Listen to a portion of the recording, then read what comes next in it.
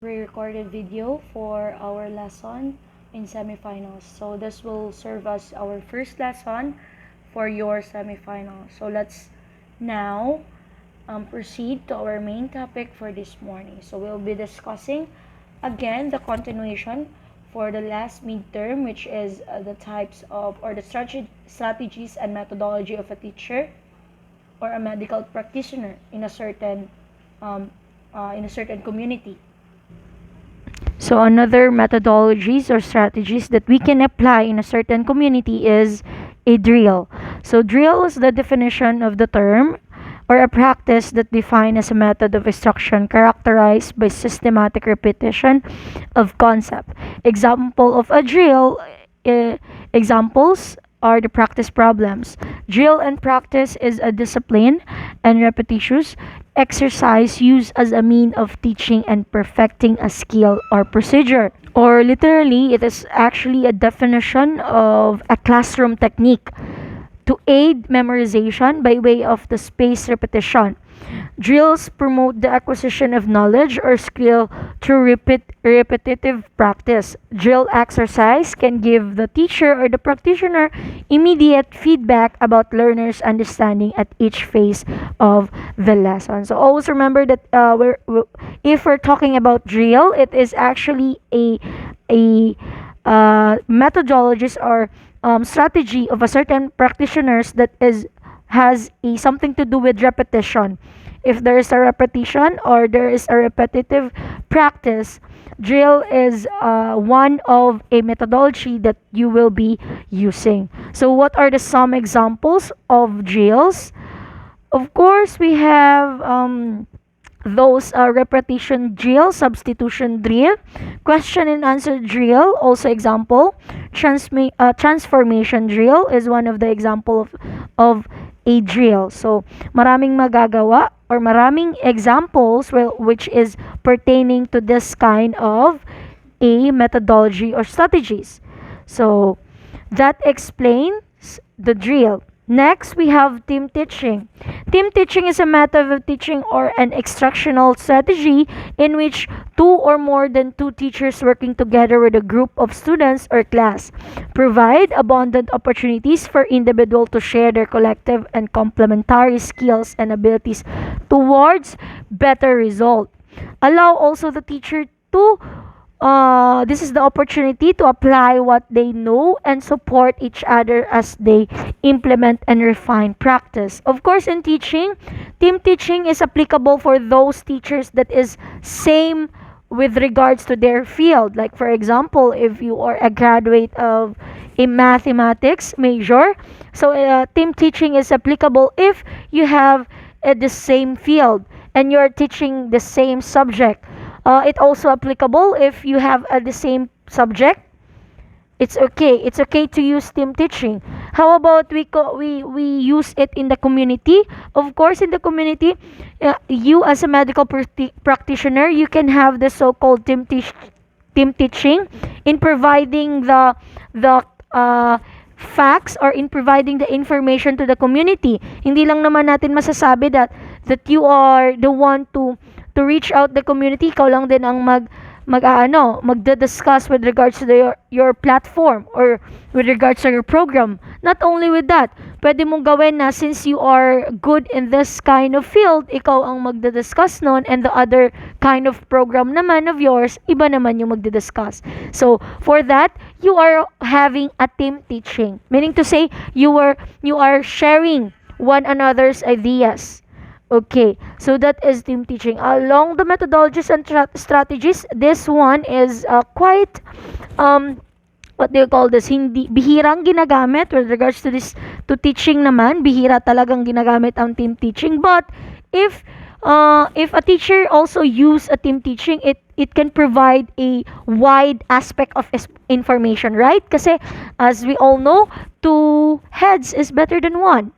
So, from the team teaching that the teacher will do, yung information mas malawak, mas wide. Kung ikumpara din natin sa medical practitioner, yes. If the two practitioner will discuss the program, mas maipapaabot pa ito sa community. nang mas maintindihan pa nila.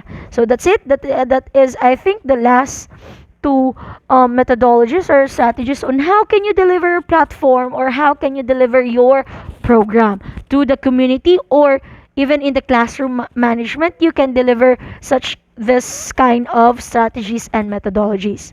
So now let's proceed to the ways of treating individual differences in school. So, number one is differentiate instruction. It is important to recognize the fairness in education. Doesn't mean that all children are taught in the exact same way. Instead, it means accounting for the needs of individual students and adjusting the curriculum accordingly. Differentiation allows you to provide individualized instruction by changing the pace, level, or style of teaching to engage student strength and interest. So, meaning to say, when we say differentiate instruction, it is very important to recognize the fairness. So, in that way, you can deliver your instruction. You can deliver your instruction in a good way, or they can understand your instruction, or in that way they can understand your instruction easily. Okay. And also, since we are discussing differentiation, meaning to say you are tailoring instruction to meet individual needs, whether the practitioner differentiate the content, process, your product, your program itself, or the learning environment. So the use of ongoing, of course, assessment after your program and grouping makes this a successful approach to instruction. So, meaning to say, other than recognizing the fairness on delivering the instruction of the program, you will be also giving you will tailor the instruction to meet individuals' needs. Okay, so whether you as a practitioner differentiate it by the content of your program or the process of your program, even if in the product of your program, it can affect to the learning environment of the community.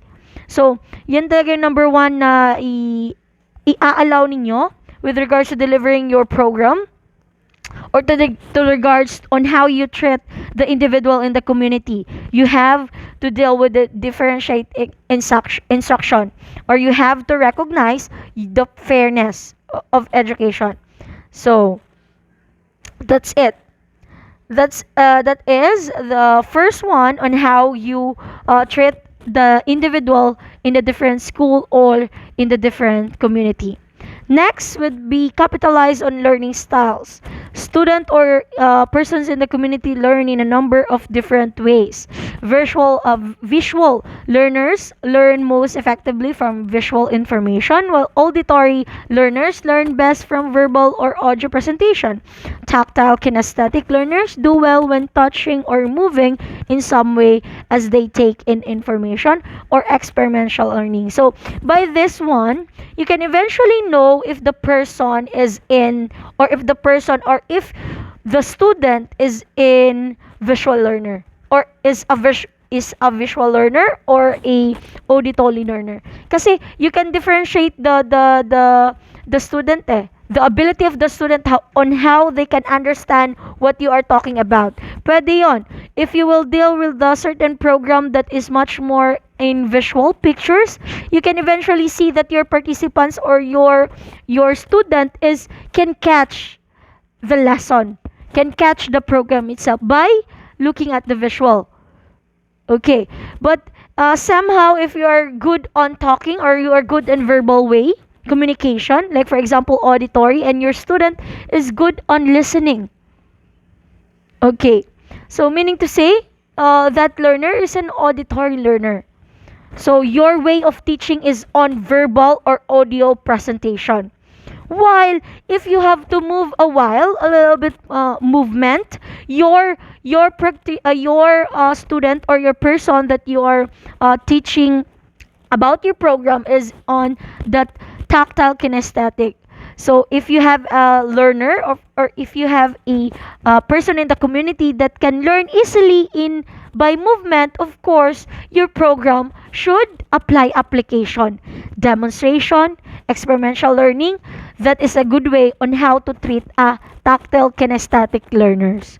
So, as a medical practitioner, not only a teacher, like for me, hindi lang naman teacher ang kailangan mag-recognize ng learners nila. Kailangan mag-recognize ng person na tinuturuan. Of course, medical practitioner can do that also. Hindi lang naman kami. So that is why you have to learn on how to treat a certain individual. On how you deliver your program and how you can get you can catch the interest of different person that you will be dealing with. Okay, so aside from capitalize on learning style, you also have to capitalize on student interest. One of the best ways to motivate students is to incorporate their interest in the curriculum. Yes. How can you easily catch the interest of a student? Or how can you easily catch the interest of your learner, the person that you will be teaching with? Paano? Of course, you will be knowing first what is the how they can catch their interest easily. Kailangan malaman or kailangan mo muna alamin yung tao mismo. Ma'am, paano namin gagawin yon na in the midst that we will be discussing a certain program, hindi naman agad na what we call this, makikilala yung tao. Of course, in my past few discussion, I've said before you will deal with your program, you have to go to the community and you have to set a certain family in a different each practitioner. Then afterwards, you have to know the family itself. Of course, by that you can get what they want. Malalaman mo kung paano kunin yung interest ng mga ng family na yon, kung paano kunin yung interest ng community with regards to your program. So by knowing knowing each other, you can easily know how can you catch their interest. Yan talaga.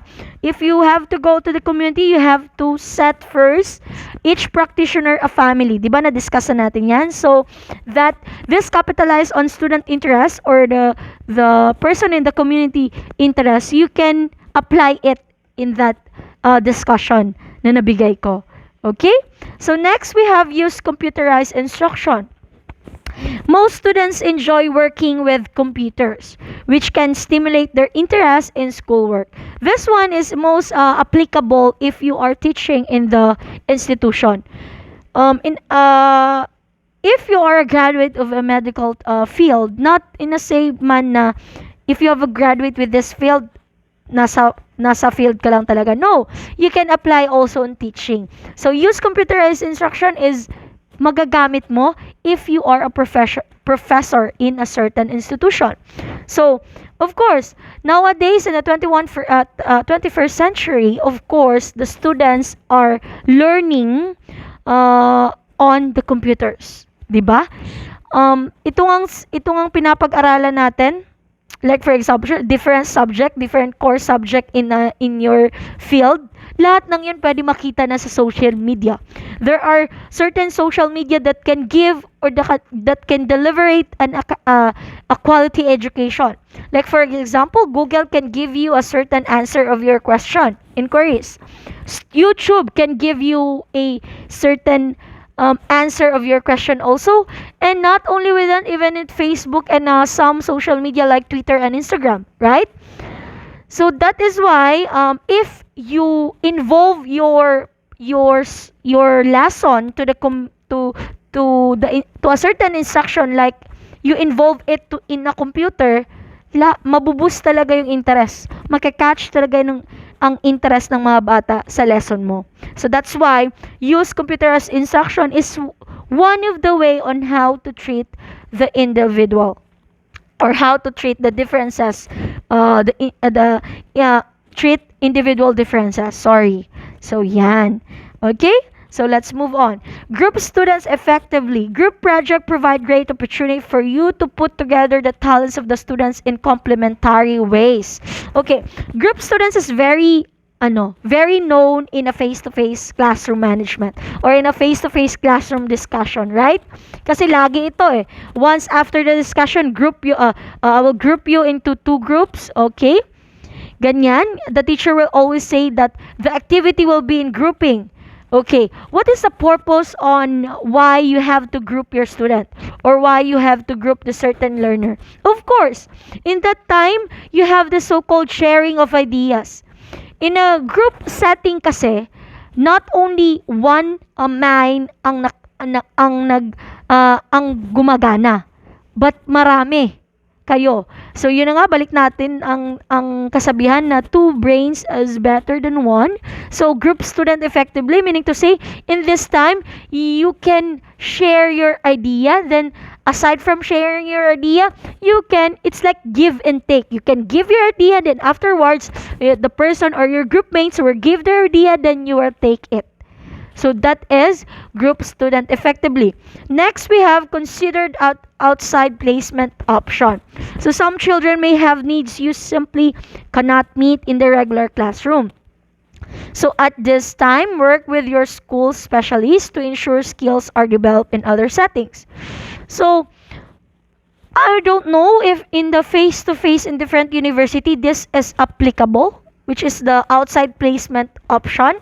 But in the public institution, like for example, you are in high school and you are on the public school, outside placement option is a way on how, what do you call this? Ito yung way ng teacher, mga public teacher, na ma-assess yung bata. Pwede nilang gawin na if the student is very slow learner in this subject, pwedeng gawin nila na you have additional hour na tutorial type. Yon. Then other outside placement option pwedeng sa classroom nyo rin, or di kaya the teacher will go to your house to explain further the lesson. Pwede yun. In the public institution or public school na ginagawa yon. But with regards to the college one or tertiary level, I don't think so the outside placement option is being considered. But if the teacher will do that one, then it is actually good. Pwede rin yon para matulungan yung mga slow learners with regards to the lesson na hirap sila. Okay? So let's proceed to the changing role of a teacher and a learner. Teacher and knowledge. So there has been a real paradigm shift on two levels. First, we see a changing view of what counts as knowledge and how that knowledge is generated. The shift from the view of knowledge as objective and revealed to the view of knowledge as personally and socially constructed has implication for how and what teachers teach and students learn, as well as for how and what teachers learn. Or we can also say that teacher knowledge is a body of professional knowledge that encompasses both knowledge of general pedagogical principles and skills and knowledge of the subject matter to be taught. Okay, teacher and the knowledge is a combination actually. Teacher is the one to deliver an information, and that information we can call it your knowledge. So eventually, teacher should have a specific knowledge in a certain field. How they can teach a certain field or a certain subject if there is no knowledge? So meaning to say, if we can deliver the knowledge to the student, deliver the knowledge, and of course we have to establish clear learning goals. So that's it. That is the meaning why teacher and knowledge can be a paradigm shift. Okay, yon. So if you have question, clarification with the regards to this one, you can ask it in our GC. So this is number one rule in teacher and learner, teacher and knowledge, on how teacher will deal with us, how teacher will explain a certain information, and that information would leads to the knowledge of the student. That is why it is a paradigm shift. Okay, It is a shift from the view of knowledge as objective and revealed of course to the view of knowledge as personally and socially constructed. Ito, personally and socially constructed. Sino ba to? Of course, the teacher. The knowledge is itself nandyan na yan eh. From the information coming from your teacher. But with regards on how to explain it, like explain it with the mix it with your personal experiences, that will deals with the teacher itself. Okay? So now let's proceed.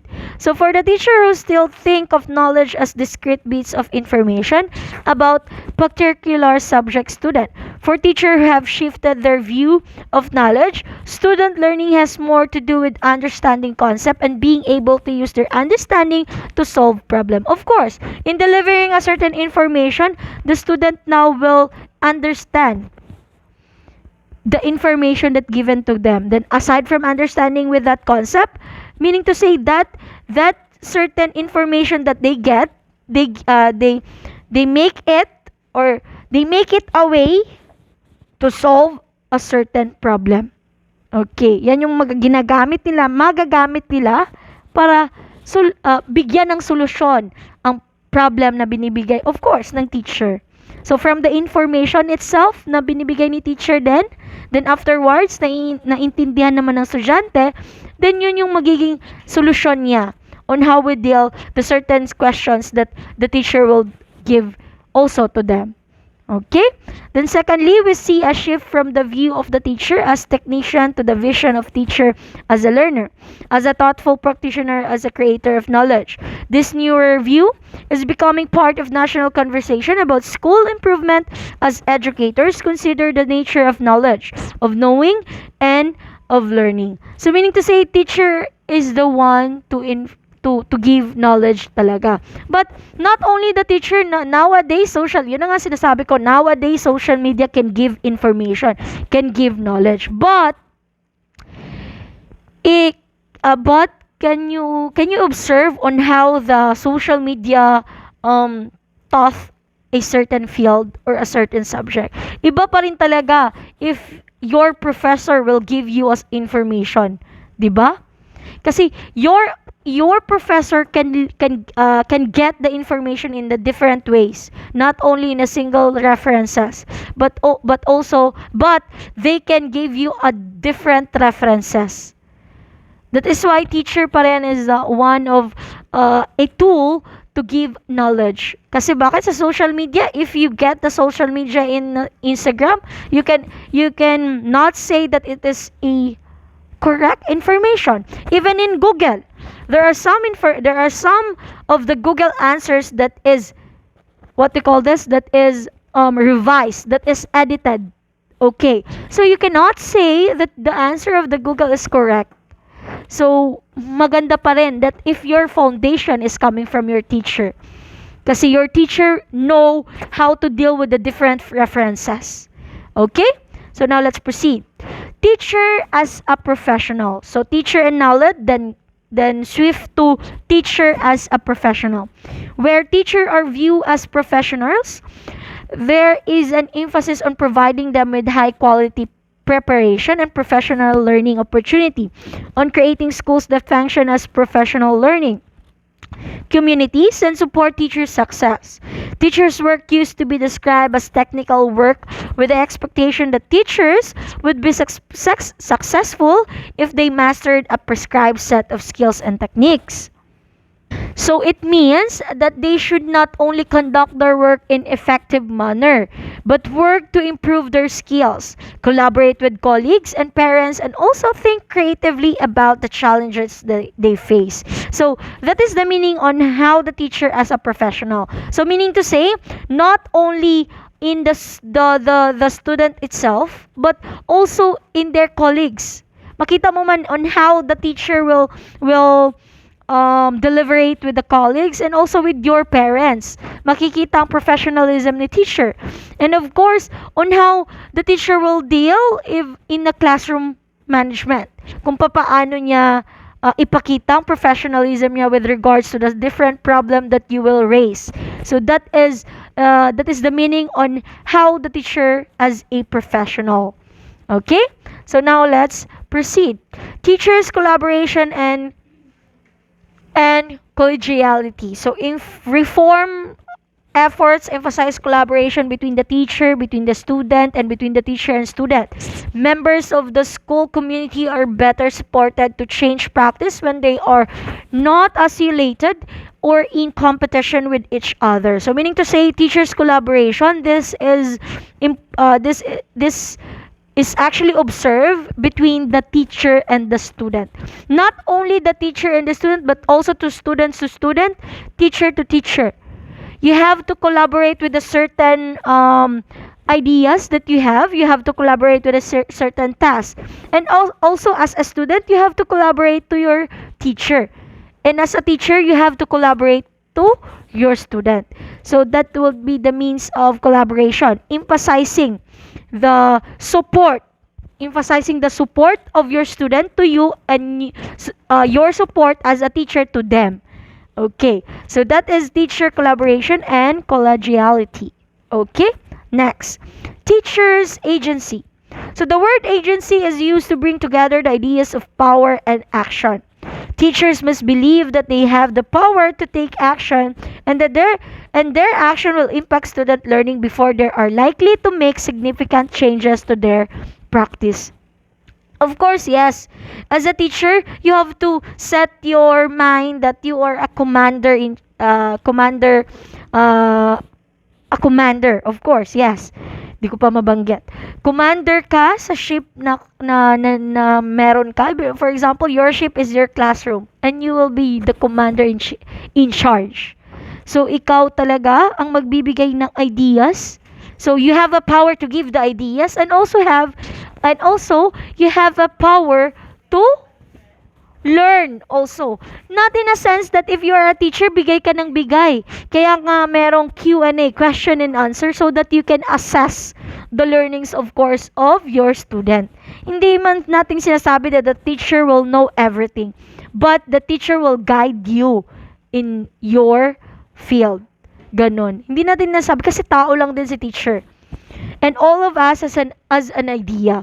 So, that is why in that certain ship lang, your teacher, or that certain classroom, your teacher will be the commander. Will be the one to give an instruction, will be the one to give the information. So, that will be the meaning of teacher's agency. Okay? Teacher sources of authority. Teachers call on many sources of authority when making decisions. Textbooks, state and district policies, curriculum guides, teaching manuals, university professor, and their own experience in the classroom. Those who see their role as a manager tend to follow the dictates of others. However, recent literature emphasizes the importance of a teacher using the knowledge that comes from their own experiences and that of colleagues. Okay? So, literally meaning to say that the teachers uses sources of authority. Of course, in this field, teacher is the person pa muna na magbibigay lahat ng instruction sa inyo. Makikitaan mo na si teacher is merong authority kasi siya yung commander nyo sa ship eh. Siya yung commander nyo sa classroom eh. She or he is the one to give an instruction, to give you an information. So that's why there is a certain word like authority. Okay. So this is the meaning, or is the definition on the word teacher sources of authority. Meron talaga yan. But not in a means that the teacher cannot absorb also your ideas. Hindi. Or the teacher cannot get your ideas. No. That is why it's called give and take. The teacher will give an information. Of course, you will take it. And another one, the teacher will get an ideas from you guys. So that is teacher sources of authority. Okay?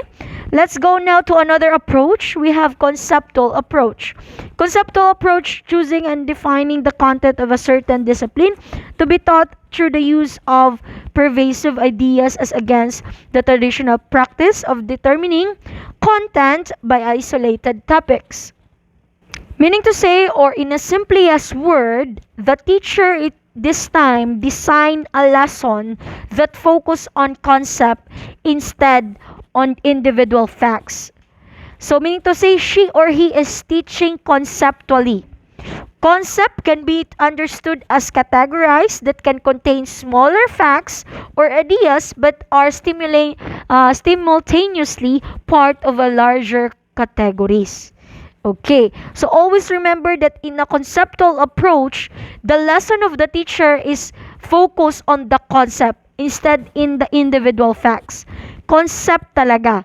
Okay? So what is the purpose of this kind of approach? Of course, to draw from what they have learned and use it to grasp new topics. It also helps you as a student and teacher alike to develop a deep understanding of how the concept interrelate with each other. Yan. So that is the definition of conceptual approach. Okay? Next. So it's actually emphasizes not on the content first, but in the big idea. So it's much more in the conceptual approach ito. Not particular in teaching method with specific steps to follow. It is more of viewpoint of how facts and topics under a discipline should be dealt with. Stresses cognitive learning, the learning of content or the acquisition of knowledge. Yun na nga sinasabi ko. It is focused on the concept or it is focused on the content itself. Okay? So that is conceptual approach. So this is actually a part of another hierarchy of cognition or another step-by-step process on how can you get easily or how can you get an information easily.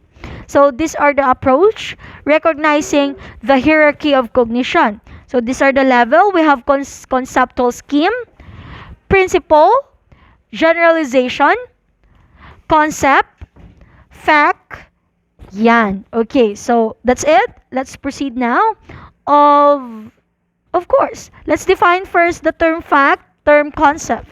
For the term fact, it is a meaning simple statement of truth. Example, ice melt, water freezes, wax, liquid, solidifies, water vapor, condenses, mothballs, sublimate back. Actually, this is, when we say fact, another word that comes to our mind with fact is truth. Yung totoo. The statement is fact. Yan. Lahat ng yan totoo because of course, you have a certain references that can explain that sentence is a fact. Okay. It is very contradictory to the concept because concept is a meaning synthesized or constellation of related facts. Concept naman is coming from the facts that you have. Okay, related facts that you have. So examples, ice, water, wax, water vapor, mothballs are all matter back. So, meaning to say, all of the fact combining to a certain one concept.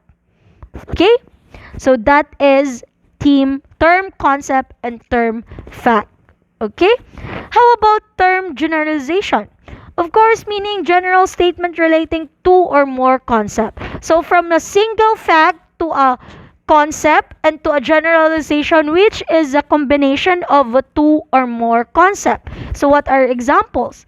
Examples by relating matter with physical change. The general statement may be likely all matter undergo physical change. From the two concepts which is matter and physical change. So that is generalization.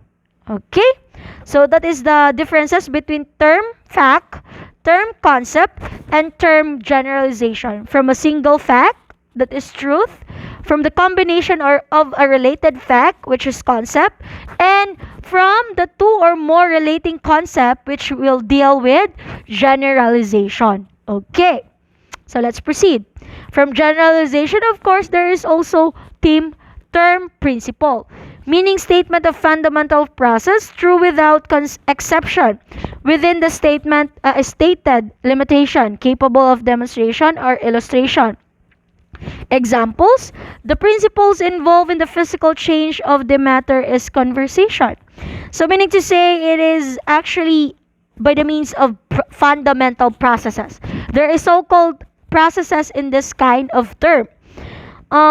It is a combination of a fact, concept, and generalization. Then afterwards, there is so-called process in a certain in the sentence that you will be reading. Like for example, in this one, the principles involved in the physical change of matter is a conversation.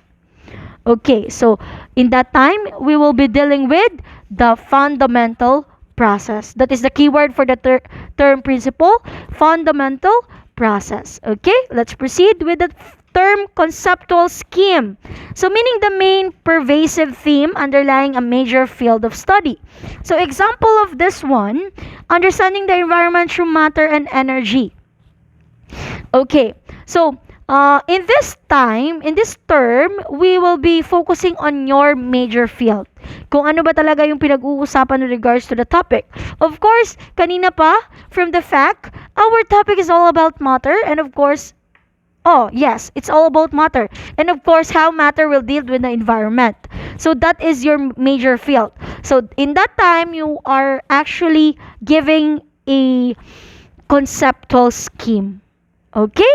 So from term fact, term concept, term generalization, term principle, and term conceptual scheme. Okay, let's proceed. So let's proceed to another approach. We have multidisciplinary approach. Okay, for multidisciplinary approach, it is also called as interdisciplinary approach. It allows for the combination of different subjects during one lesson or project. It can be also an opportunity to team teach with another teacher if so desired, although it is by no means necessary. So multidisciplinary approach is one of the approach that you can have if you have the so-called team teaching. So team teaching is another way on how you can show multidisciplinary approach. So meaning to say that in that approach, you will be dealing with the two ideas. Okay, two different references coming from coming from your one teacher to second teacher. There is so-called combination. Yan, team teaching. Okay? So now let's proceed. Multidisciplinary lesson also question why we use it. In a real world situations are complex and require knowledge of several different subjects. Encourages the student to apply their existing and newly acquired knowledge in more practical and hands-on way. So that is actually the differences between multidisciplinary approach to conceptual approach. Kasi a conceptual approach will be dealing with the concept itself. But multidisciplinary approach will be dealing with the concept, with the factual or information, and meron pang binibigyan din ng halaga ang newly acquired knowledge ng estudyante. Aside from that, they can use it on the hands-on way or they can use it on application. Pwede gamitin ni student in the real-time aspect, in the real-time situation. So that's it. That is the multidisciplinary approach. So that is the end of our discussion for this day. Okay, I hope you understand the first lesson that we have in the semifinals. Okay, so aside from this one, this is actually the continuation of the your midterm. From the approach that I've delivered to you in the midterm, also this is the continuation kasi may mga approaches pa rin akong nadidiscuss and also with regards to the type of strategies and methodologies. So, next topic is your lesson plan. So, I will be setting also a pre-recorded video with a discussion of lesson plan. Of course, you will plan your certain program. You will plan your certain field that you will be teaching with. Kailangan talaga, before anything else, before sharing your information, you have to create or make your own lesson plan. And how can you make it? Of course, I will be teaching you that. So thank you very much, and if you have a question and clarification, you can ask me in our GC. Have a safe day.